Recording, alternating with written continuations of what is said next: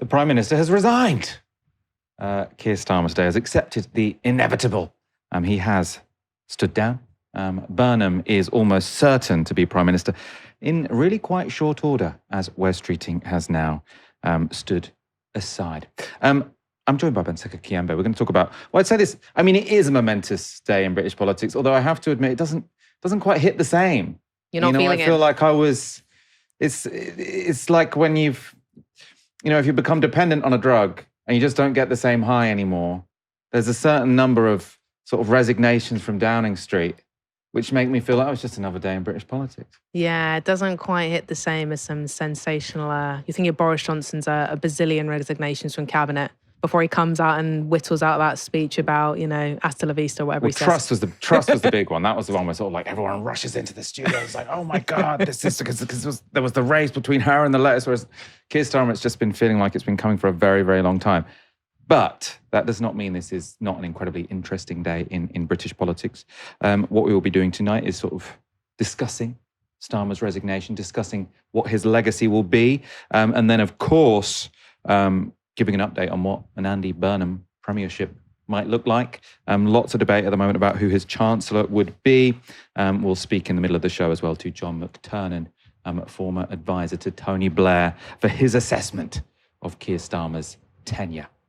Before we get on to that big show, just a quick update on our fundraising drive. We're now 80% of the way towards our stretch target of 5,000 new regular supporters. So 80%, that's brilliant. Thank you so much to everyone who has signed up in the past few weeks. Those regular donations are what makes everything we do here at Novara Media possible. Our supporters are the only reason we've been able to take Novara live to a daily news show, expand our reporting, bring you coverage of stories like the latest all-night by-election coverage we did, as well as that brilliant video on the ground from Aaron Bastani. Now, the next few months will be politically momentous, with a new Labour leader incoming and the next general election on the horizon. We really want to grow, be more ambitious in our output. So to help us fulfill, to achieve these huge plans, it is really, really important, necessary, essential to get even more of you backing us. If you've considered it before, now is the time to sign up. Head to novaramedia.com/support. If not now, when? Straight into that first story. Keir Starmer has today accepted the inevitable and resigned. He's set in motion a Labour leadership election with nominations opening on the 9th of July and closing 1 week later. Now, if, as seems likely, Andy Burnham is the only candidate, that means he could be Labour leader by the 16th of July, so in just over 3 weeks' time, and presumably then also Prime Minister. Let's begin tonight's show, though, by looking at what Keir Starmer had to say for himself this morning, standing at the lectern outside 10 Downing Street. 6 years ago, I inherited a Labour Party that was politically, financially, and morally bankrupt. I was told time and time again that my party was finished, that we were consigned to history, that a majority at the general election, let alone a landslide majority, was impossible. But we proved those people wrong because we changed our party, ripping out the poison of anti-Semitism, restoring trust on the economy, defence and national security, and becoming a party that once again stood proudly with, not against, our national flag. Thank God we don't have to listen to that man for much longer. What are you talking about, Keir Starmer? You've been Prime Minister for 2 years. All you can wang on about is the bad man, Jeremy Corbyn. Right? You've had the most important job in the country for 2 years, and all you can say for yourself is, oh, the guy who was the last leader of the Labour Party was actually really terrible. By the way, he's a man that I used to describe as a friend when it was helpful to my career. But now, of course, I hate him because it's helpful for my career to hate him, and I don't really have anything else to talk about. Right? It's just a symbol of the generalised duplicity for which everyone from all political wings of politics has now come to hate Keir Starmer. We'll be discussing lots of that later because I think it is central to the story of why his premiership failed. Not the only reason, but I really do think it is a main one, which could be seen coming from a mile off. Let's have a look at some more of that speech, though. And look at what we've achieved in just 2 years. An economy that is stronger, growing faster than our peers. Wages rising faster than inflation in every single month since we came to power. Investment secured, infrastructure being built. An end to austerity, with the fastest fall in NHS waiting lists for 17 years. The biggest improvement in rights for workers and renters in a generation. The biggest uplift in defence spending since the Cold War. Small boat crossings falling. Asylum hotels closing. Protecting young people from social media. And 500,000 children being lifted out of poverty because of the choices that I made. Now, some of those statistics do sound quite good, right? Wages rising faster than inflation in every month he's been in office. That's a decent thing to be able to point to for any prime minister. Obviously, the longer you're in office, the more impressive it becomes, but that's sort of besides the point. I thought that point about child poverty, though, was really notable, right, as to why he is a political failure. That reduction in child poverty, which he is now sort of touting as one of his biggest achievements, that was something he had to be sort of pulled kicking and screaming to remove. Right, so he said at the beginning, fiscal responsibility demands that I keep this cap in place. Then there's a bit of a rebellion. He gets rid of it. He can say, "Oh, well, I was always going to do that in the first place." But it's just not really something you can say. This was the reason I went into politics when you sort of removed the whip from a bunch of Labour MPs for rebelling on the issue a year beforehand. It's like the politics of it doesn't work, and it's this next part of his list of sort of apparent achievements that I think is most grating.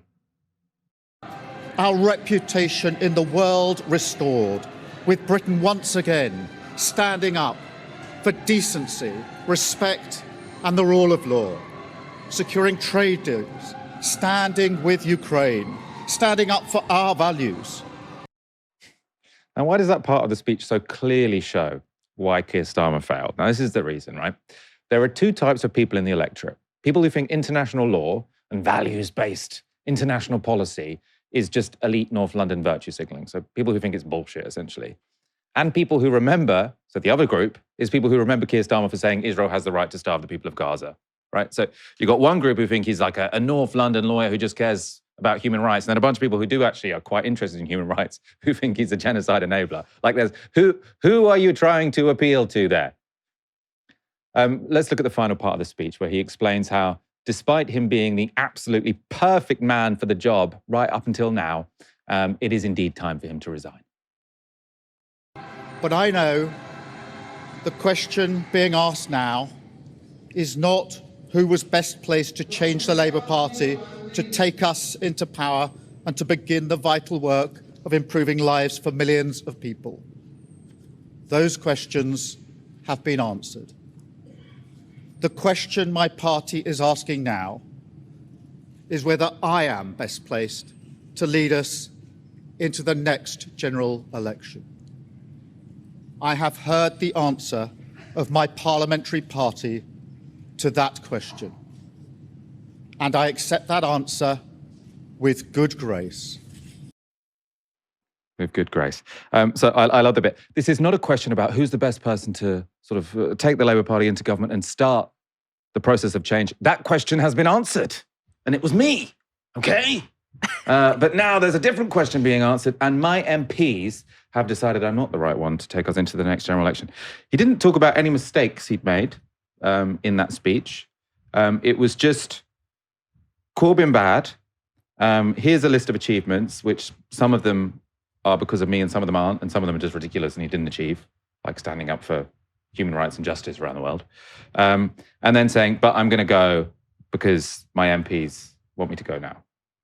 Then, you know, he got a bit teary, sort of saying he's going to hang out with his wife and kids more, which... Lucky them. You know, lucky them. I mean, fair enough, you know, like I never want to sort of be mean to a guy who's sort of getting teary in public about his family. That's perfectly reasonable. But the sort of meta-narrative of it was just, I suppose, the reason why he's such a flop, right? It's also so goddamn boring to listen to that man. Yeah. And what's your take, Banseka? We've had spicier resignation speeches, haven't we? That's no Boris Johnson's resignation speech. As unbearable as that man's politics was, it was at least entertaining for a few minutes. That was, it was quite boring, wasn't it? I get that when you do a resignation speech, you're not going to just list off, here's all the things I got wrong, bye, see you later. I get that you're going to want to set the tone and have some kind of a legacy imprint. I understand that. Didn't expect him to go into big detail, but I suppose the fact that there was kind of zero reluctance to have any sort of small bits of reflection is perhaps emblematic of his inability to be able to think, really, and be self-critical and then do things a bit differently. When I was thinking this morning as I was sort of writing up my piece about this, and, Keir Starmer, to me, he's this sort of outsourcing prime minister to me. Exactly. He's someone who will be known best as someone who really lacked enough of an ability to think for himself. Perhaps he's a perfect emblem for the times we live in, and where we're all being encouraged to outsource everything to AI or whatever. He outsourced everything to Morgan McSweeney, it feels like. The hard thinking, the difficult decisions at a time when, frankly, we don't have the luxury to have leaders who, just can't think for themselves. He was outsourcing all of that to somewhere else. We think about some of the choices that he made. You mentioned the two-child benefit cap, for example, U-turning or coming back on that after rebellion from MPs, his own MPs. He suspended MPs, his own MPs who didn't vote for it, right? They were suspended from the party, which was quite a draconian If he'd just thing done to do. Because he did say, on that one, he did say, look, I will get rid of it when we have the fiscal room to do, and then he did it like in a year or two. So it's not the end, but like to then sort of claim it as your one of your crowning achievements, this thing that you had to be dragged kicking and streaming to do. It's a bit disingenuous, isn't it? Well, everything he says is completely disingenuous. I mean, it's similar to, I remember with Boris Johnson, because there was, obviously this brings back memories of all the other resignations we've covered, but with Boris Johnson, it was always sort of said that he can lie and get away with it, because no one's that bothered by the lies, right? And then there was just one lie too many. So when it came to COVID, which was this issue that people sort of cared very deeply about, and they thought that he had lied to the public about these parties, etc., that was the thing that really brought him down. With Keir Starmer, there was, I mean, because we've obviously, everyone on the left has been talking about how the guy's a liar for years. Yep. Like ever since at least sort of 2020 at least.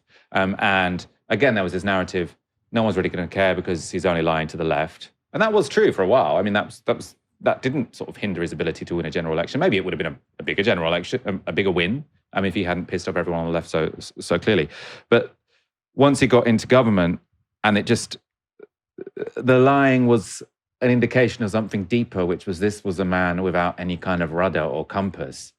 And the moment sort of people are no longer willing to sort of look up to you as this agent of change just for not being the other guys, then the whole thing just crumbles. And also, he does build his credibility on saying, I'm going to win back trust with the public. I'm going to be anti-Tory sleaze. You can trust me. I'll be honest. So he builds into the foundation of who he's going to be as a leader, trustworthiness. One of the first things that happens when they get out the gate in 2024 after winning the general election is you got the whole Lord Ali scandal, where he's buying clothes for Keir Starmer's wife or whatever.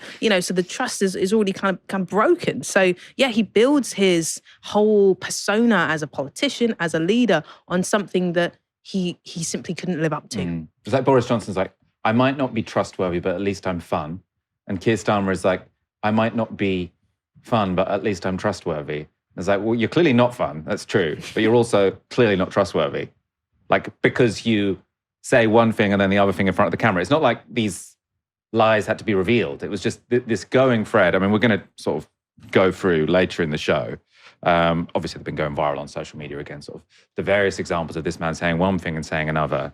And this was all, by the way, we were told this was all really smart politics. It's like, oh no, like people who are good at strategy, what they do is they say one thing to one audience to win an election, and then they say a different thing to a different audience to win another election, and then they just go back on all of it. That's like only sort of idiots think 4D consistency or beliefs matter. This guy was cutthroat, brutal, because he was willing to do whatever it took at any given moment to get to the next day in one piece. But if that's your whole political strategy, then people look at the whole package. They say, what? I see why you did that on that day, but I don't really see how you could do that on that day and then this on a different day, and those things be consistent from the same human individual. Yeah, I mean, it's not a strategy, but ultimately, is it? You know, this kind of day by day Tactics over strategy. There we go. There's no long-term vision with the two-child benefit thing, for example. Like, you know, casting out a whole load of MPs because they don't want to make kids poorer. That's long-term a bad strategy, even if you only care about yourself and your longevity as Prime Minister. You know, you're making an enemy of those people. You're casting those people out to then conspire against you. That's not very smart strategic politics.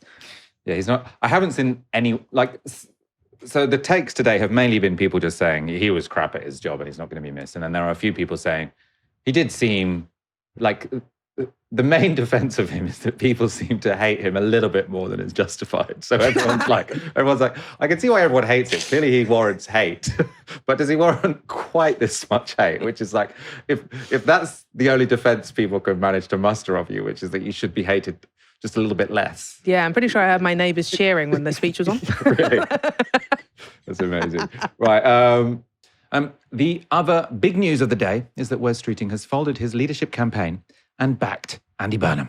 So we can go to his statement now. So he said, I left the government because we were losing the fight to nationalists in every corner of the country. I have spent the week since speaking to our former councillors, activists and voters in places we lost to listen and learn from them. I've also been setting out ideas to change our country, a plan for Britain to grow and grow together with a progressive capitalism focused on wealth creation as much as wealth distribution, to lead the world in the fourth industrial revolution and protect people from its risks, to modernise our public services, to give Britain energy security, to build stronger alliances with democracies around the world and a new special relationship with Europe, and to change the culture of our party so that it is more inclusive and open to ideas.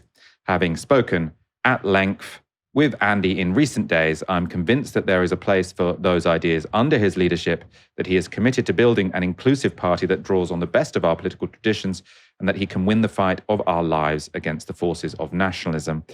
We could spend the summer exaggerating small differences, or we can roll up our sleeves and help him to deliver the change our party and our country needs. That is the choice that I am making, and I hope that everyone else will back Andy too. We were elected to change our country, to show that politics can be a force for good and to spread opportunity for everyone. With Andy, we still can. Now, you'll notice that Wes Streeting spends a lot of time there talking about his economic vision. So he put forward a speech a couple of weeks ago. Me and Aaron talked about it. I thought it was a bit of a non-event, really. But some of his supporters are sort of saying, oh, it's very profound. And he's obviously saying, I've got all these big economic ideas, and Andy Burnham is open to all of them. He's angling for a job as Chancellor. That's what he wants. It seems quite clear to me. Of course, Andy Burnham's allies insist no deal has been done. Obviously, there's suspicions. Is Wes Streeting standing down because Andy Burnham has agreed to give him a particular job? The people around him say, no, that's not what has happened. Ed Miliband still does remain the favourite for that post of Chancellor, though there has been a vicious briefing war against him, which we'll discuss later in this show. Of course, it goes without saying there is no uncertainty over who will be the country's next Prime Minister.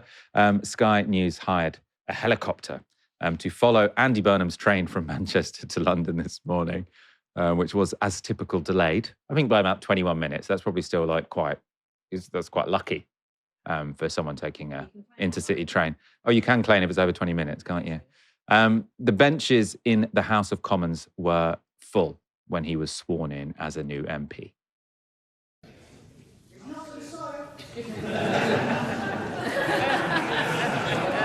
Naughty boy.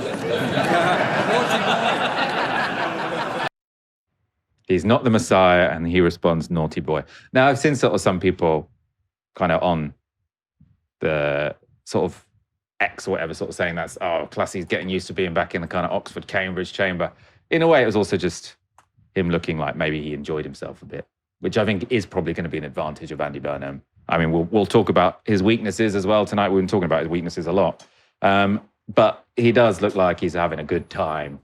Whereas when you watch Keir Starmer, you do really just want to end it all. Oh, God.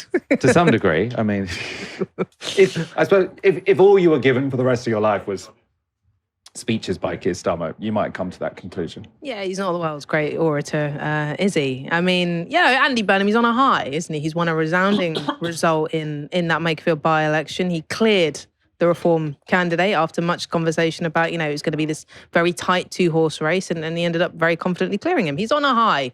the pathway is clearing for this guy as well. There's no other contenders.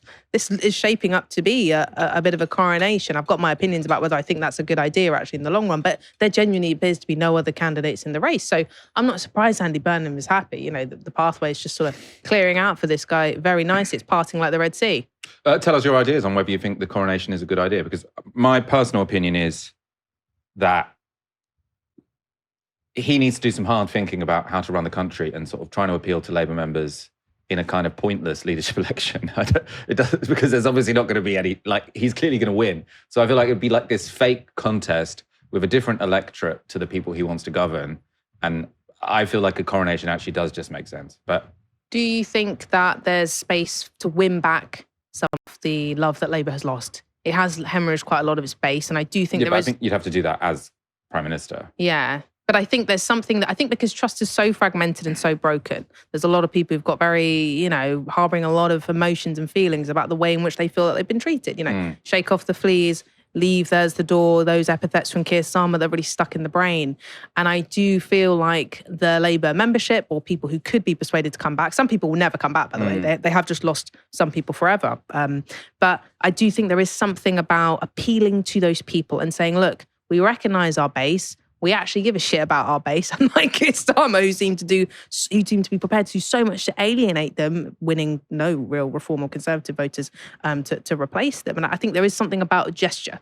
I think some of that gesture politics, which might seem empty, but I think some of that gesture politics is important. I'm also someone who just quite likes process and who feels like... Oh, you're a Keir Starmer type. I'm not a Keir Starmer type. I like the idea of that. I mean, this is not possible because clearly, and this, to me, this comes down to the fact that actually the Labour Party was filled with a lot of people who really were not political animals, were not people who came with buzzing with ideas. They were chosen because they were compliant.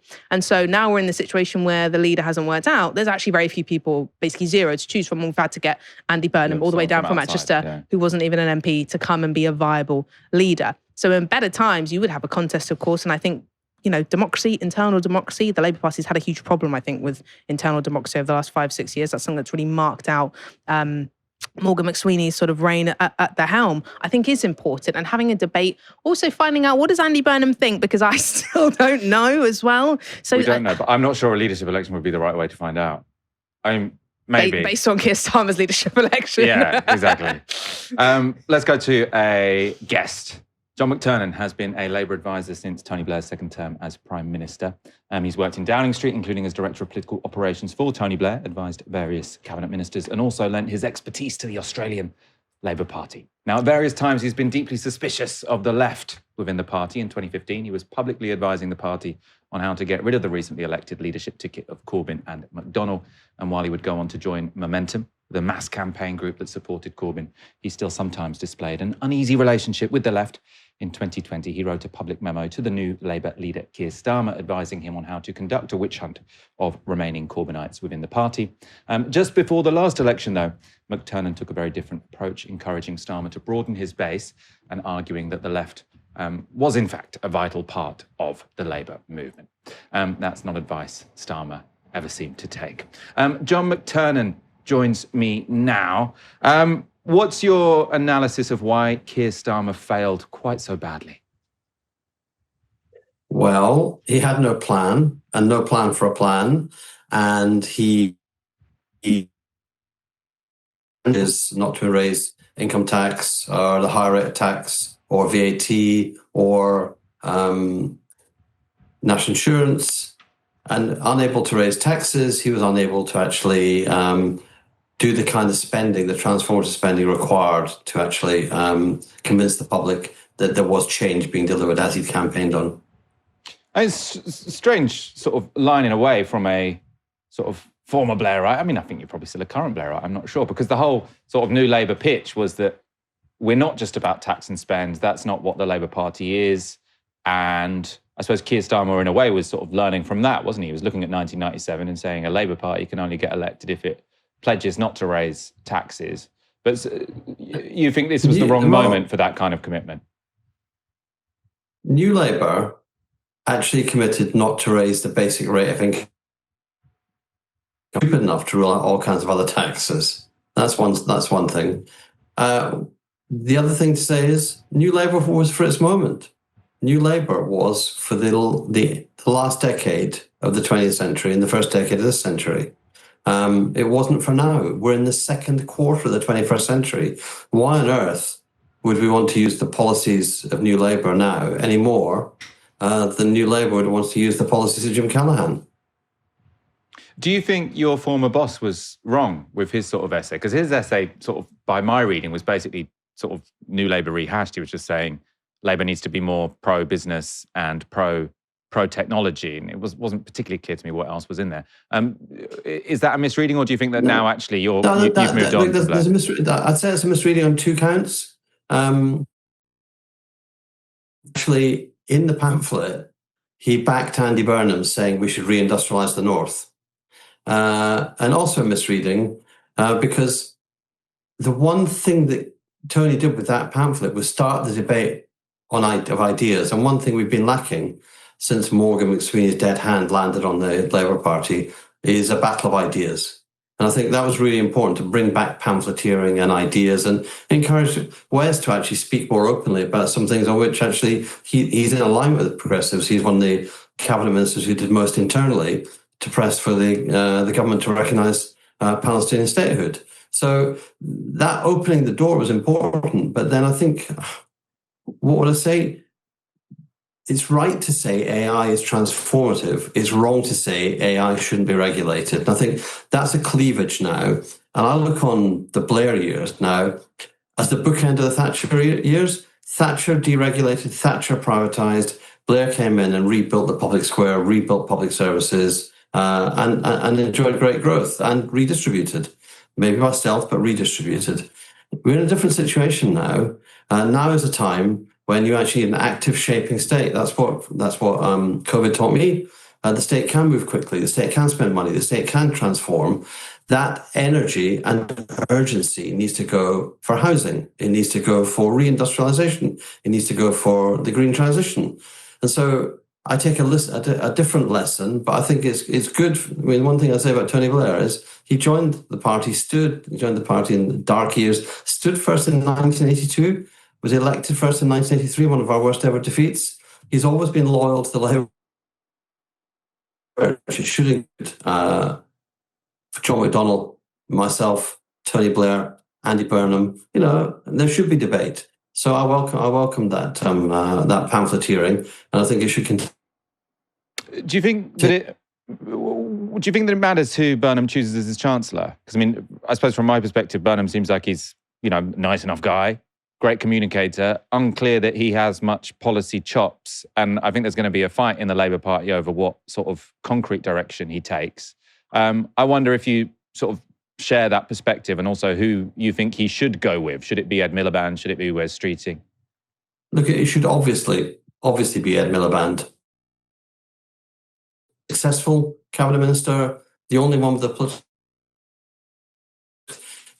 who knew what he wants to do from the first hour actually he was in office, and the one who's driven the fastest towards what we need: the green transition, the electrification of the economy, the decarbonisation of the grid, all of those things which actually create a fundamental moment of turning off the addiction to fossil fuel, and turning on renewable energy, which if you can now buy solar panels in Aldi thanks to the policies of Ed Miliband. You can go to a supermarket, buy a solar panel, install it yourself, and start to cut your own bills. You can, and you should be helped, I think, by the government. And I think the government should do a public-private partnership to replace the entire fleet of white vans, the white van men and white van women have for their businesses, replace them with electric vans, which cut the running costs by 90%. The green transition is the opportunity to permanently reduce the living costs of so many people and so many businesses and to create so many new jobs. That seems to me to be not just an insight for DESNZ, the Department of Energy Security and Net Zero. It's insight to run an economy by. Because if we were taught anything by the Iran war, great that for the first time in 60 years we didn't go to war with the Americans. We actually said, no, not for us. But you then have to go, the fossil fuel addiction of President Trump is wreaking havoc across the world. It's wreaking havoc in the global south. They're being priced out of access to fossil fuels diesel and petrol. They're also being priced out of access to fertilizer. And we're going to all feel the change in the global food economy. So I think having somebody who knows that we have to move to a new economy is fundamental for the Labour Party, for the Labour government. That has to be Ed. I think Wes has got many, many strengths. He's a great communicator. I think one of his strengths as a communicator is he's actually funny. Humour matters a lot in politics. He makes fun of himself. And I think let's give Wes a proper, really important department. Put him in charge of defence. Defence are paralysed because they overspend and they claim they're underfunded. They overspent on 50 of the last 52 capital projects that they were running. They don't know how to procure. Let's take Wes with his insights on innovation, his insights on transformation, put him in charge of defence, make him sort that out, and then having one of the 4 or 5 big programmes that Defence have agreed to fund last year, come back to Cabinet, argue his case, and come back to the country and argue his case. And I think give an innovator and a communicator the hard job, and don't just say, just because he's made a few speeches on the economy, that makes him an economist. Ed Miliband, remember, chaired Gordon Brown's Council of Economic Advisors. So it's not the first time he'd be in the Treasury when he went back as Chancellor. You need somebody who shapes the economy, not somebody who balances the books. John McTernan, I'm glad you're backing Ed Miliband as Chancellor. I think there's going to be a big campaign now to block him. So it's good to hear people from different sides of the party saying that actually it would be good to have someone who actually knows what he thinks and has some experience. But thank you so much for joining us this evening. Thanks. That was John McTernan. That's interesting. We are going to be talking, our final story is going to be on the briefing war against Ed Miliband. So actually that's really interesting context that John McTernan there was so clear that he thinks it has to be Ed Miliband and not Wes Streeting. From my perspective, I suppose to give away where I'm coming from, I hope that Andy Burnham is listening, right? I think if he goes for Yvette Cooper or some sort of non-entity, it would be a disaster. Keir Starmer is the shortest serving Labour Prime Minister since Ramsay MacDonald in 1924, so in a century, clocking in at just 1 year and 352 days. That's about a year shorter than Gordon Brown. He was the next shortest, who was seen off by a global financial crisis. Of course, unlike Brown, Starmer doesn't really have any external excuses to point to for his downfall. There was a war, but it didn't really sort of damage his premiership. So it seems like it was pretty much entirely self-made. So where exactly did it all go wrong? Well, being exceptionally and publicly duplicitous didn't help, and the warning signs go all the way back to the way he won the election to become leader of the opposition. You made 10 policy pledges for this campaign. Let's see how watertight they are. Can you guarantee that under your leadership, the 2019 Labour commitments to nationalise water, energy, rail, the Royal Mail, they'll all be in Labour's next election manifesto? I've made that commitment. Those 4 industries will be in the Labour manifesto for nationalisation come 2024. They will. That was, of course, Keir Starmer speaking to Andrew Neil during his 2020 campaign to replace a recently resigned Jeremy Corbyn as Labour leader. Within months, all but renationalising railways was, of course, abandoned. In that interview, Starmer also refused to criticise his former boss. But that didn't last long. Just a few months later, Starmer suspended Jeremy Corbyn from the Labour Party after he claimed his political opponents had dramatically overstated the scale of anti-Semitism in the party. And in 2023, Starmer's Labour banned Corbyn from running as a Labour candidate in his Islington North constituency. Corbyn, of course, went on to win it anyway. And that was despite Starmer going full Judas in between. I'm not going to rank Jeremy Corbyn. He's a colleague. He's a friend, and he's led us through some really difficult times in the Labour Party. Is he a friend? Was he a friend? No, I mean, as I say, I haven't spoken to him for 2.5 years. Was never a friend. No, not in the sense that we were, went to visit each other or anything like that. I worked with him as a colleague, but as I say, I haven't spoken to Jeremy now for 2.5 years. But while that duplicity against the left pissed off hundreds of thousands of people on the Labour left, and the left more generally, he basically got a pass from the mainstream press on that issue. And he went on to position himself as an honest man when he entered number 10. Now, this wound, this lack of trust, can only be healed by actions, not words. I know that. God, he has really aged in the last 2 years. That's kind of the only thing that really makes me feel sympathy for him, which is clearly, you know, the job is difficult. He presumably hasn't got that much sleep. Anyway, back to the narrative. The project of rebuilding public trust in politics never got off the ground, with two pivotal policies making the Starmer government look, frankly, a bit cruel. I don't want to cut the winter fuel allowance. I don't think anybody government wants to do that. But we've got to fix the foundations of our economy. And that's what this is all about, making sure that we fix the foundations. So your own impact assessment for these reforms says that 250,000 people could fall into relative poverty because of these changes, including 50,000 children.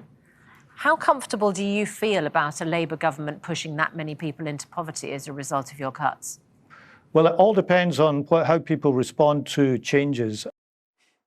So that was, of course, the winter fuel payment cut, and then the welfare reforms, which are trying to get rid of £5 billion from the welfare bill with no real justification as to why it was fair or just saying, well, we need to save a bit of money, so we'll do it this way. Both of those were, of course, after lots of pressure, ultimately reversed, meaning Starmer lost both public trust as well as his authority as a leader, and also that he didn't save any money. Now, that had been entrusted, so the authority had been entrusted with this man, Morgan McSweeney. He became Starmer's chief advisor when he was Prime Minister. And before that, though, McSweeney had been head of Labour Together, a group whose aim was to get rid of the left within Labour and install Keir Starmer as party leader, even if it meant failing to declare £750,000 in private donations. It would later emerge that Labour Together's next leader, former Starmer cabinet minister Josh Simons, had paid a US firm to spy on journalists, including friend of the show Paul Holden, before reporting them to GCHQ as falsely having Kremlin links. Now, Simons resigned from the cabinet and later gave up his Makerfield seat to allow Andy Burnham to run. It's also widely understood that Simons may become Burnham's chief of staff when he becomes Prime Minister. We'll put that to one side for a moment. Slightly worrying. Anyway, back to Starmer. It was his apparent dependence on McSweeney that led to one of his greatest errors in office. This was Keir Starmer speaking in Washington, D.C. in February 2025.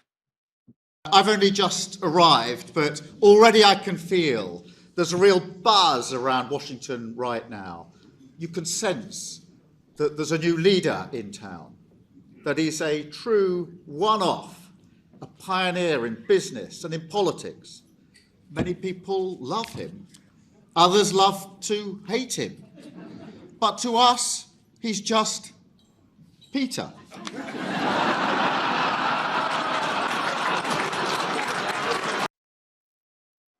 He wouldn't be laughing for long. That was Keir Starmer celebrating the appointment of Peter Mandelson, the self-proclaimed best pal of paedophile sex trafficker Jeffrey Epstein, as, of course, UK ambassador to the United States. That job, as you know, didn't last too long. In September last year, Mandelson was sacked over the undisclosed extent of his relationship with Epstein, which included a contribution to the notorious birthday book put together by his sex trafficking co-conspirator Ghislaine Maxwell in 2006. Further revelations snowballed. In February, documents from the Epstein files suggested Mandelson had leaked sensitive government information to Epstein while Mandelson was a minister in Gordon Brown's cabinet, leading to a police investigation being launched. That led to Mandelson's arrest on suspicion of misconduct in public office later that month. Of course, Mandelson denies all the allegations. Also, it led to the resignation of McSweeney, Starmer's right-hand man. It kept getting worse, though, with yet further scandal when it emerged that Mandelson had failed his security vetting before his appointment, though had somehow been overruled. It's a mystery we never quite got to the bottom of, though it did result in this rare admission from Keir Starmer. Let me start where I must start, which is to accept, as I do, that I made a mistake in appointing Peter Mandelson. And let me follow that up swiftly, as I've done before, but I need to do it again, with an apology to the victims of Epstein for appointing Peter Mandelson. It was my mistake, and I take responsibility in relation to it. Starmer may have taken responsibility. He didn't resign. Of course, he made someone else fall on the sword. Of course, history has now taken care of that. But despite the grossness of the Mandelson appointment, the betrayal of Labour values and the attempt to completely purge the left from Labour's ranks, none of that will likely be what Starmer is remembered for. Instead, it'll be the callous indifference he showed and the diplomatic cover he provided to what may be the greatest crime of our lifetimes, committed by an ally that Starmer has consistently refused to challenge. I'm very clear.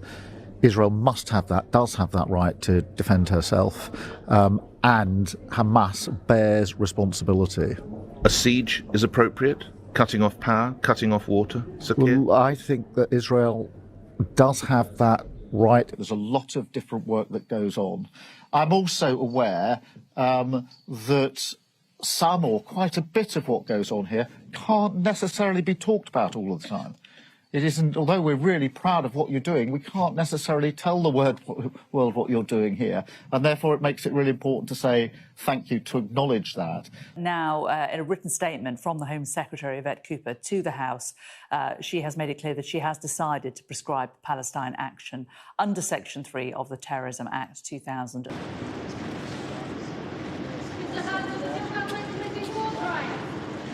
Is the UK still a friend of Israel? All we are saying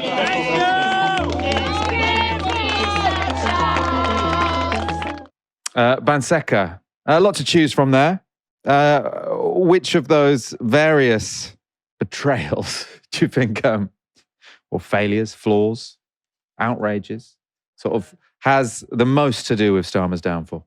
You know, there was a lot of conversation, of course, about two-child benefit cap, the winter fuel allowance. These are things which I think were egregious mistakes and were very bad things to start out your premiership on, just to start out completely negative. But I have to say, I don't think I heard Gaza being mentioned once, actually, in the coverage. And whilst I get that it's characterised somewhat as a left-wing thing and statistically people on the left will care about it more, I do think it's something which has been seriously instrumental to his downfall and his inability to be able to hold his voter base together. We know statistically that that's the number one reason why they've lost their base of voters, mostly to the Greens, it looks like, right? It's because of the failures on Gaza, this insistence on propping up the genocidal actions of the Israeli state has been morally egregious, you know, disgusting. For me, I think for a lot of people, pardon me, it was the tipping point. You know, I left before, actually, in the Labour Party before it got to that point, but I know a lot of people personally where that was just the red line that was crossed was that. And it's kind of been omitted from the media record, you know, the way they're discussing it today. And a part of me finds that quite scary and quite eerie, actually, that that's just not even talked about as part of this man's legacy. He's very much allowed to get away with talking about supporting, you know, being an emblem of the rule of law and you know, a sort of general beacon of goodness on the international stage, when of course he hasn't been. He's aided and abetted a genocide, as have some of his cabinet members as well. And I suppose it also sort of, because I think the running thread through all of these is that he does appear to be a man without a sort of moral compass and who feels like lying and shifting opinion from day to day for the purposes of political expediency is perfectly acceptable. And just as sort of like he said, oh, Corbyn is my friend, and then Corbyn is the devil incarnate. And just as he said, I'm going to nationalise all these things, then afterwards said, no, it's crazy. Of course I'm not going to nationalise those things. Here, he did spend his life, it wasn't a lie, he did spend his life as a human rights lawyer, like defending people who were sort of being charged with state overreach. So, like, obviously, you'll remember the advert that he sort of made to be leader of the Labour Party, where he's defending all of these. You know, he's defending the people on the miners' strike, where he's defending people who are getting sort of charged by or prosecuted or sort of attacked by McDonald's. All of these people where he is trying to defend their rights against what he sees as state or corporate overreach. So clearly there was a large period of his life where what defined him was a commitment to civil liberties and human rights. And then the moment he enters power, like, he is probably the most authoritarian prime minister we've had in a very long time. I think there was a period of time where he's obviously at the CPS where I think he does have a bit of a change in step in terms of, you know, the positioning. I think he was somewhat draconian, on certain areas and certain aspects as well. So I don't think it was as sharp as he gets into power politically and then there's a quick step change. I think there's probably some kind of a gradual change there. Lots of people, obviously, I don't know the guy, lots of people, sort of the political journalists, when they talk about him, really now highlight how competitive he is and how he just always, he just thought he wanted to be prime minister because he'd be good at it. It turned out, actually, you do have to believe in something. The point you made about how the media isn't really, or the mainstream media isn't really talking about Gaza or anything like that. One, you might say it's because they feel implicated as well. Jeremy Gilbert, a friend of the show, had an interesting tweet today where he said, the reason no one is talking about this is because it is still the case that the media don't see sort of the left in the country, which is a significant minority, as being legitimate or meaningful. And he's saying that a big reason why Keir Starmer has failed is because, I mean, first of all, through sort of purging people from the Labour Party, but then more significantly, actually, through Gaza, like there's a big chunk of left-wing and ethnic minority Britain who absolutely despise this man. And one, that is, that's what led to the Green Surge. And there is a very direct line between the Green Surge and Starmer having to resign. Like, he wouldn't have resigned without the Green Surge. So that's like, that does need an important part in the conversation for that reason. Jeremy Gilbert was also saying, all of these people who are more politically engaged than average, so like left-wing people or ethnic minorities that really care about Palestine, obviously there's a big crossover between them. That's not two distinct groups, but they are sort of in electoral senses, sort of segmentations. You see that on the Palestine marches, right? They have friends, like they talk to people. And once upon a time, they would have been telling people, oh, you should go out and vote Labour, yada, yada, yada, and sort of sharing sort of like good vibes about Labour. And there might be, their colleagues might have said, I see where you're coming from, but I don't really agree with this or that, or like I feel like he doesn't really understand the economy. Various things that might make you think, okay, my colleague is really sort of backing Labour, but I disagree. Whereas now, your left-wing colleague is telling you Keir Starmer is scum. Your right-wing colleague is telling you Keir Starmer is scum. And it's like, who in this, like, people talk to each other, and it matters if there's like no one in the workplace, like no one in the pub, no one at the party, like, who is the person who will defend this man? And that does give you, I think that is probably one of the reasons why he is so unpopular, because there's no one to defend him. Yeah. And no one knows anyone who likes Keir Starmer. And these groups of people, they're not operating in silos, like you said, right? They're not just kind of in these little bubbles, these tiny niche bubbles that do not touch the rest of, normies. Basically, I think that's sometimes how like the media and the media class see it, right? Here's this bubble of like strange left-wing people who don't know anybody else. I mean, I remember when I first went to start canvassing for Jeremy Corbyn in 2017 for the Labour Party, I brought friends with me, people who were not political, people who were thinking about voting Tory, and they ended up canvassing with me and voting Labour in 2017. So of course, like that happens, people talk, people express ideas. And so of course that changes things. And I think the media ultimately, really, I just think their natural inclination is to believe that a sensible seeming, centrist looking guy with a nice haircut and a suit is the rightful man to lead the Labour Party. And it is to them, Keir Starmer taking over the Labour Party was like a return to business as usual. It's a return to what's right, how things should be. And so implicitly, subconsciously, or maybe very consciously, I don't know, I think they just looked at him and just thought, yeah, that's going to work. That's fine. That is what it is. This is back to, that Corbyn thing, that was a bit of an aberration. That was wacky. But now here's back to business as usual. And so they felt no need to really question the methods that were being enacted on the left, which we would then see enacted on other groups of people as well. They felt no need to question and query of any of that, because his rise to power just confirmed how they think the world should be and how it should look like. And that is to the detriment of this country, because if they'd actually done their job properly, Keir Starmer may have never become Prime Minister because of all the stuff we would have known about him and the judgments the public would have been able to make about him much, much earlier. So the media have a lot to answer, I think, on this. And obviously none of this is to say that you can win a general election by just pleasing that progressive sort of significant minority and their friends. But also, if you actively go out to denigrate them, dismiss them, offend them, and I mean, you can afford to do that if you're Nigel Farage or a Tory Prime Minister, because there will be some right-wing people in the workplace who will defend you. Like, people will know someone who's, you might not like Farage, but one person who thinks he's like legitimate and really represents them. You're taking care of your base. Yeah, but if you need a base, right? You need a base. If you have no base, you're screwed. You don't want to be completely in hock to your base. You want to be able to disagree with your base, to try and lead your base, to sort of take them on a journey. But if you just put up your middle finger at them and call them scum, it's not a good idea. I don't think it ever works. Okay, let's leave off Starmer for a while, and we're going to go to the future and the question of Ed Miliband. It's now settled. Andy Burnham will be the next Prime Minister, and he'll get that job pretty soon. The political direction of a Burnham-led Britain, though, remains unclear, and much will rest on who he chooses as his neighbour on Downing Street. The long-time favourite to become Chancellor and therefore to set the economic direction of a Burnham-led Britain has been Ed Miliband. Miliband, of course, has a wealth of experience in economic policymaking in the early 2000s.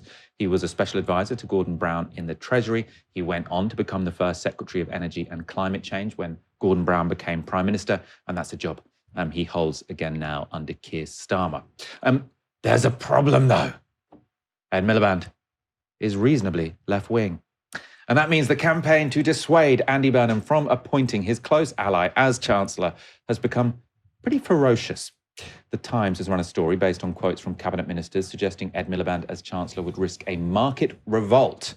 A cabinet minister told the Times this: Miliband is insufficiently pro-business. Andy's big test is market confidence and borrowing costs. If that's where your perceptions are, you have to compensate for that.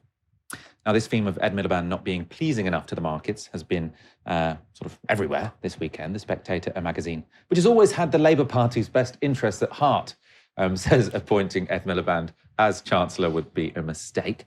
The article is actually reasonably complimentary about Miliband in part. So they say this: in fairness, it is possible to make a case for the current Energy Secretary.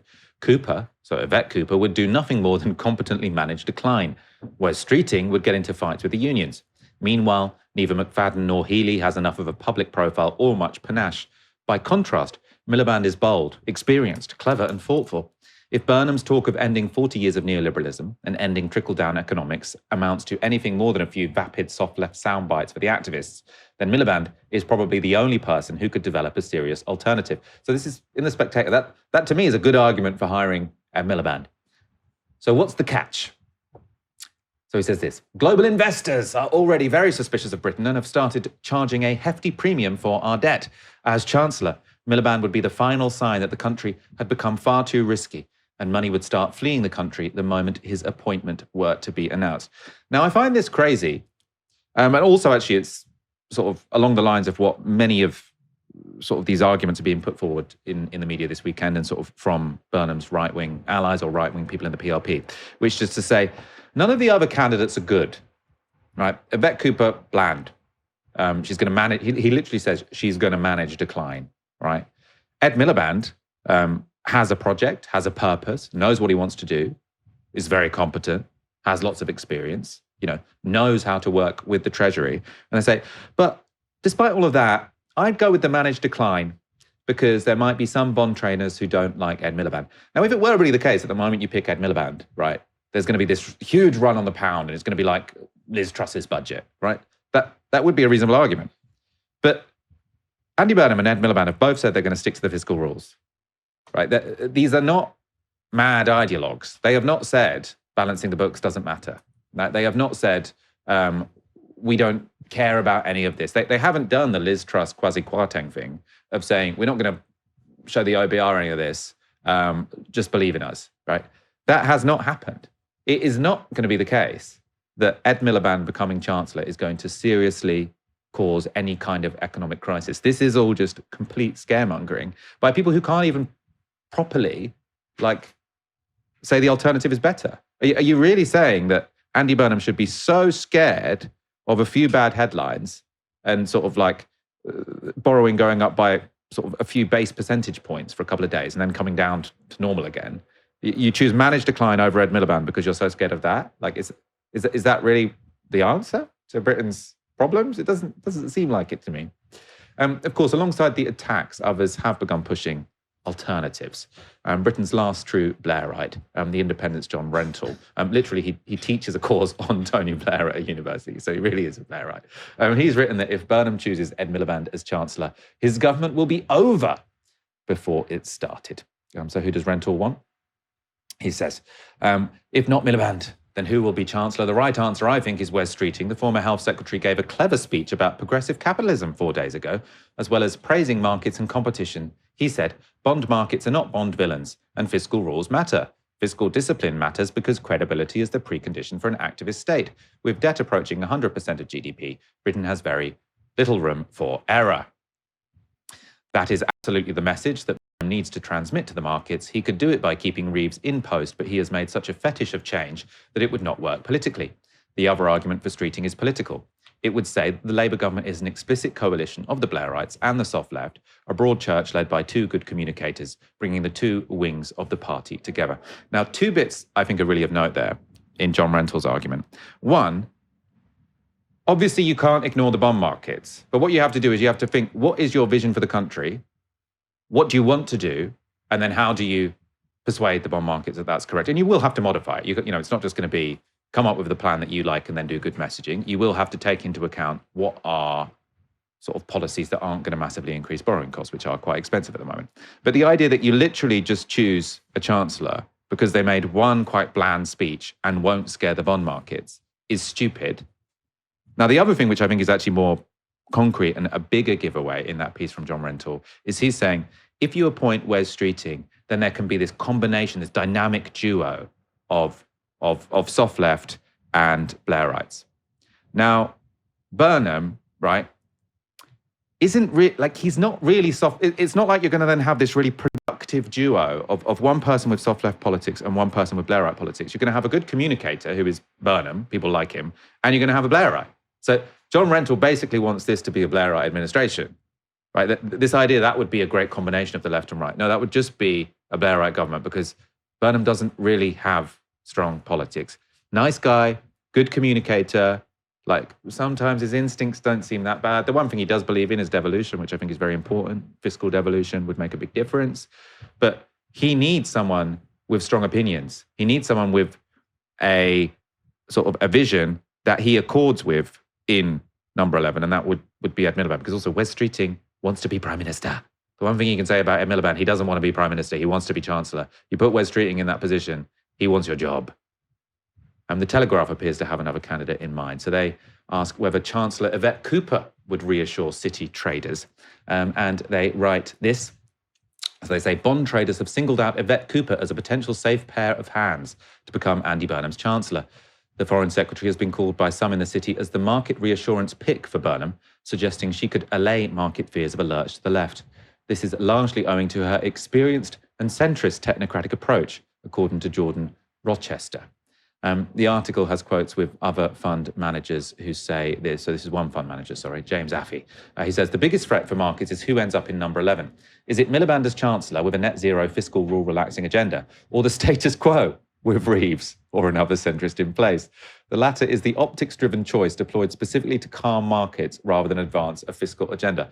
So again, this is someone who is trying to persuade Andy Burnham, you should not pick Ed Miliband. And the argument is, you could pick Ed Miliband and there might be a few jitters, or you could pick someone who is literally more of the same. Like, if there's anything, like we don't know exactly what would happen if Ed Miliband became Chancellor in terms of the markets. We do know what would happen if you put someone in number 11 who is more of the same, right? It's that there will be the same outcome as you had for Keir Starmer, which is you'll be incredibly unpopular, right? So put someone in there with vision. Don't say, oh, actually maybe having ideas is dangerous. Maybe we should get someone who doesn't really believe in anything so that just the top Treasury official can tell them what to do. And even though everyone knows this isn't going to transform Britain's fortunes, it's not going to bring about much growth in the future, you also know that there's probably not going to be much downside if you're an investor because everything's going to be incredibly predictable, right? Bond investors maybe do prefer managed decline to a little bit of risk. I would choose a little bit of risk over managed decline, personally. I think the status quo to appease bond markets is just not much of a political sell. Of course, not everyone agrees that Miliband would even spook the market. So another fund manager told the Telegraph in that same article this. They said, the fact Burnham has, we think, committed to the fiscal rules and taking advice from the likes of Richard Hughes, he's the former chair of the Office of Budget Responsibility, has minimised the impact of any change in Chancellor. Now, this to me just seems obviously correct. They're not going to care about the person, they're going to care about what the policy is. If the policy is that we're going to keep to the fiscal rules, no drama. Maybe they do relax the fiscal rules in the future, but they can deal with that then, right? Again, Ed Miliband is not a headbanger as well. He's of the centre left. He's a brown eye. Now, obviously, these negative briefings only matter if they impact the man who will be handing out jobs in government. That's Andy Burnham. Worryingly, though, there are people close to the new MP for Makerfield who are feeding the attacks on Ed Miliband. Now, someone described as a member of Burnham's team told The Times this. There is absolutely a recognition that there needs to be immediate stability and widespread comfort when the changeover happens. There are some people that offer that, but Ed isn't one of them. As I say, they're described as someone in Burnham's team. Now, Burnham clearly has people close to him on the left and the right of the party. So on what I presume is the right of the party, they have Josh Simons. He's presented himself now as an open-minded guy. He just wants the best for the party. He's been on a journey, but he was director of Labour Together for a reason. On the other hand, we have people like Louise Haigh, who ran his campaign. In fact, she's unquestionably someone from the soft left. So I think it would be wrong to just say that Andy Burnham is a vehicle of the Labour right. He's clearly not. He initially has been a vehicle of the soft left, and I think now the Labour right are trying to sort of regain control of, I suppose, the figurehead. The next few weeks, we'll see an important battle play out between those two factions. What has perhaps been more surprising, though, and I mean, to my mind, disappointing, was the attack on Ed Miliband from a prominent member of the hard left. So Sharon Graham, she's the General Secretary of Unite, she's told The Observer magazine that Miliband as Chancellor would be a noose around the neck of job creation. Those aren't, there's a pretty, those aren't soft words, right? He might be a soft left candidate, but those aren't soft words. That is fear-mongering, really, I think. Now, Sharon Graham's major beef with Miliband is his support for tight net zero targets and the corresponding sort of refusal to give out new licenses for oil and gas in the North Sea, or opposition to giving out new licenses for oil and gas in the North Sea. And Sharon Graham goes on to say this. It's really important that Andy has the right team around him and people who understand that jobs in Britain are important. We need someone in that role who understands that. And at the moment, that isn't Ed Miliband. She says, it's been floated that Ed Miliband would be Chancellor. That would be a noose around the neck of what we need to do on jobs. If you've got somebody in there close to the decision-making where they're not pro-worker in their gut, then that's a problem for a party that's supposed to be the party of workers. A lot of the left has now become a middle-class project. It now needs to work for the working class. Now, I can see why Sharon Graham, right? She's a union leader. They represent people who work in oil and gas. Like, she has every right to sort of support new development of oil and gas in the North Sea. Right? That's perfectly. I mean, she has every right to say that Ed Miliband shouldn't be Chancellor. This isn't about her rights, right? But does she really think that Wes Streeting or Yvette Cooper are going to be better for Unite members for the kind of policies that she goes on TV all the time? She's always on TV saying, what we need is a Labour Party that goes back to its roots. That has to be a Labour Party that has even stronger Labour legislation than Keir Starmer has put forward. A Labour Party that increases rights to strike, a Labour Party that's properly funding all of these public services and giving everyone pay rises. That's what she goes on TV. Whenever she goes on Laura Kuenssberg quite a lot to say. And now she seems to be proactively campaigning against Ed Miliband being Chancellor. Like, who do you think is going to be the person who is closer to your policy agenda, other than this single issue of North Sea oil and gas? I think it's strange. I think there is currently a Unite election going on to be the General Secretary. She's trying to get re-elected, so maybe this appeals to a particular subset of her union, but seems strange to me. We've got an alliance of Wes Streeting allies in the Labour Party and potentially in Burnham's team, bond traders speaking to the Daily Telegraph, and the very left-wing General Secretary of Unite. Can Ed Miliband overcome that, I suppose, unholy alliance, we might call them? That's quite an incredible coalition of people conspiring against him. Wow, I do feel for Ed Miliband, I have to say. On the point about Wes Streeting and the idea that he should be Chancellor, terrible idea. I think we'll be in a really bad place if that happens. My immediate thought when I saw Wes Streeting's statement today, where he talked about saying that he supported Andy Burnham, but he made it clear at the same time that this was not an endorsement of his kind of policies writ large, was that he was making a calculation on the basis that Andy Burnham is pliable. that he is soft, that he will bend to his will, that he'll be able to exert a certain amount of perhaps disproportionate influence over him. I think Andy Burnham needs somebody on the economics in particular, which has been a big failure, I think, of the Labour Party. They need somebody who really knows what they're doing and has got things in a particular direction.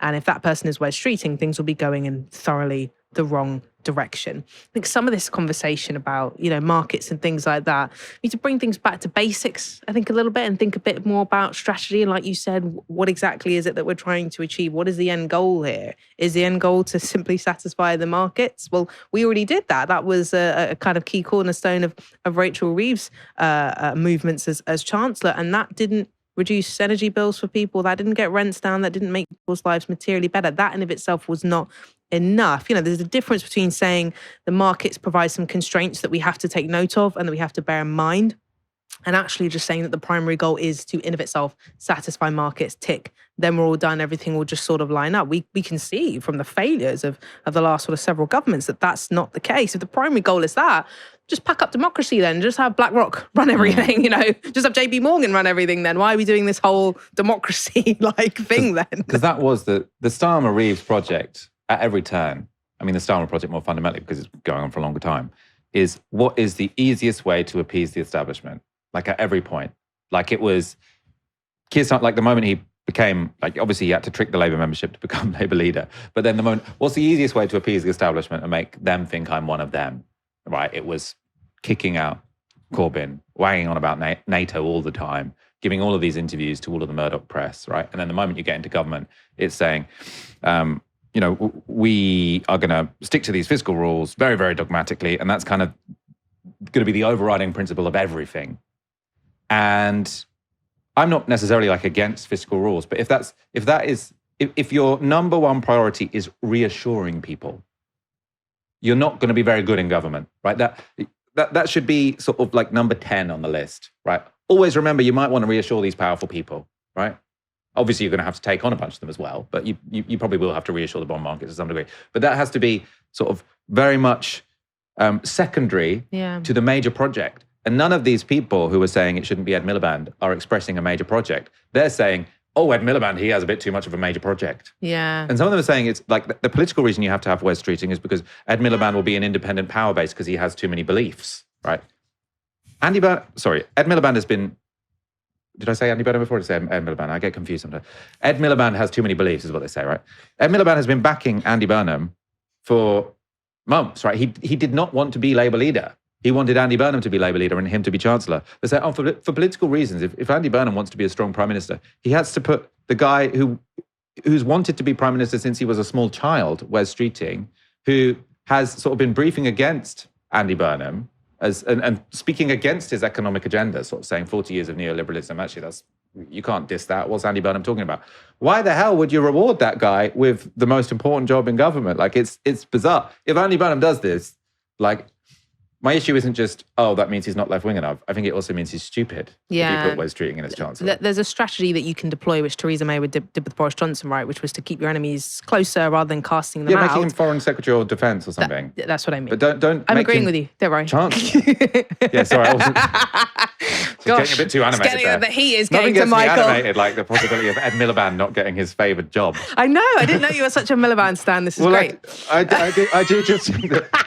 I think quite a lot rests on whether or not we now get a government with some vision. Absolutely. Or whether we just have this another sort of flip-flopping kind of guy who looks the part, but there's just all of these factional Labour right people in the background sort of like pulling the strings and jostling for position who ultimately don't have his best interests at heart because they want to replace him. Yeah. And I feel like if you go for Ed Miliband, you've got a coherent soft left project. If you go for anyone else, it's like it's just more of the same. And people will like Andy Burnham for a little while because he looks like he's having a decent time and he's sort of better looking and has a northern accent and he's more likable. But that is not going to be enough to get you to the next general election. You need a project, and it's only Ed Miliband that gives you the project. And on the point about strategy and actually having people who have strategy and some experience of strategy, right? Trying to satisfy the markets, to me, that's an output. That's an output that you want, but it's not your outcome. It's not your overarching vision that you're aiming for. It's on the path, but that's not the final destination you're trying to get to. And I think this confusion between, where in the priority list that sits is not very good. We do have a debt problem in this country. I agree. Like, our debt is higher than ideally I think it should be. But our debt problem is a problem of poor growth and poor productivity, right? So growth, in my opinion, requires investment. Where's that investment going to come from? We've said, it could come from private capital, but it doesn't seem to be doing that. So in my mind, we do need some public investment. I think we need quite large scale public investment, actually. So to get us out of this circle, this kind of chicken and egg that we're in. Doom loop, they call it. We're in a doom loop. Yeah, debt is, poor growth. We need to do something to break that cycle. Private capital isn't doing that. I don't know if Joe Biden, I can't remember some of the details of this, but he had a bit of a model maybe that's worth revisiting or looking at as well, where he had a kind of public investment program at the start of his sort of 2020 tenure before he became, I suppose, Genocide Joe. And that's the main thing we remember him for as well. I think trying to engage with markets, trying to say, okay, we want to do X, Y, and Z, and we want to invest, but here's the projected growth, or here's what we think we would get year on year from this particular piece of investment that we're doing in housing or energy or whatever it is. I think you can do stuff like that and present that information to bond markets as well, right? It doesn't just have to be this borrowing bad, end of story. There's nuance there. And I think there's a way of showing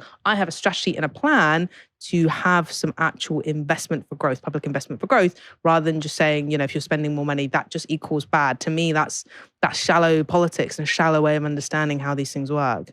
Yeah, and I mean, there's a lot of shallow people around, unfortunately. Not us, though. Not us, never us. Important clarification there, Banseka.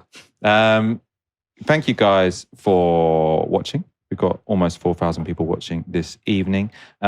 If you do want to support the show, you can go to novara.media/support or novara.media/support. Banseka, Kayembe, it's always an absolute pleasure having you on the show. Thank you so much for having me on a very monumental day. It was a pleasure. Come back tomorrow for another live stream from 6 p.m. For now, you've been watching Novara Media. Good night.